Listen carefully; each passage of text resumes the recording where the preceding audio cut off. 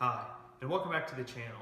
Today what I would like to discuss is what I like to call, you found the right agent, now what? We've all had those situations where maybe we text with someone, we spoke to them on the phone, we exchanged emails, and we have a certain impression of who they are. Then we finally meet them in person and realize that that impression is different than who they really are.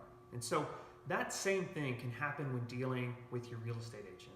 And so what I'd like to offer you today are really 3 tips or tricks that help ensure that you find the right relationship with the agent and that you really figure out who they are and what works best for you. Okay? The first piece of this is what I like to call the sit down. Okay? You've done your homework, you've prepared yourself, you've spoke to some friends about who's the agent that they use, you looked around the market, and you found who you feel is the right agent. You've probably even spoken to them on the phone. But what I would challenge you to do is now get this person out of their environment and really sit down with them in kind of a scenario that allows them to be who they are. So for me, I like to do this over lunch. It's something that you can do over dinner, but make sure you get that agent out of their element. Take them out of the office where they're comfortable, where they're free from distraction, where they really have to focus on you and only you during this time. This is an opportunity for you to find out who they are as a person and kind of what makes them tick and what drives them. It's better for you if you're working with an agent who you feel you have a personal relationship with and you really know who they are and kind of how they work. Putting them in an environment that they're not so comfortable with outside of their office really pushes them to be who they really are. And that's who you want to work with, that real person. Okay? Now that you've found a spot where you can sit down and you can talk with them and start discussing who they are and what really makes them tick, now it's time to find out, did your earlier communication work with them? Okay? You probably spoke to them on the phone, you had a conversation about, these are the things that I want, this is my price range, I'm looking for this number of bedrooms, this amount of land. You've communicated to them. Maybe you've also done that over email. But now what I would like to see is what was the effectiveness of that communication. There's a great quote by Bernard Shaw.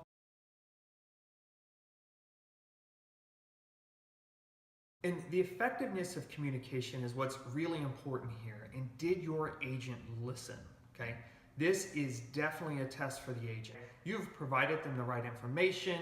You've allowed them to kind of go off and do their homework or find out what works for you. So allow them to talk. This is a situation where they should be providing you details, they should be providing you options, and for you to listen. If your agent is an effective communicator, they will have listened well to you. They would have done their homework and bring you what works between your budget and really what you're looking for in the market. So you've got them out of their element. You've got them to sit down with you for lunch to develop a personal relationship. You're also testing them to see how well the communication channels are working, how effective that is. And the third thing that I like to do is really test how committed are they to me, right? We know that an agent is going to have multiple individuals that they're currently working for. But what I like to do is find out what is their commitment to me. How often are they going to call me? How often are they going to text me or email me? And how often am I going to see them in person, right? If I know I want to get out and see the market, I want to know how committed are they to making sure that I get out to see these things. The one piece of advice that I would give here when testing commitment, if all you get are texts, emails, and phone calls, where you get 0 face-to-face time, it's not the right agent for you. Again, this is about building a relationship, becoming personal, and ensuring that that agent is vested into your big investment that you're making, this life-altering investment for you personally. So again, make sure that their commitment is strong. And one way that an agent is going to kind of push you, and this is nothing against agents, it's just the nature of the business, is that they're going to have a buyer's agent agreement, which is really a contract that kind of locks you down for a X amount of time to be kind of dedicated to them only as an agent. And it's fair to the agent because they're out there doing this work, they're out there working hard for you, and they want to ensure that if they do that work, they're the ones who are going to reap the benefits of that. So the agent will test your commitment to them through that buyer's agent agreement, what I kind of implore you to do is test their commitment to you and understand how often they're going to be working with you.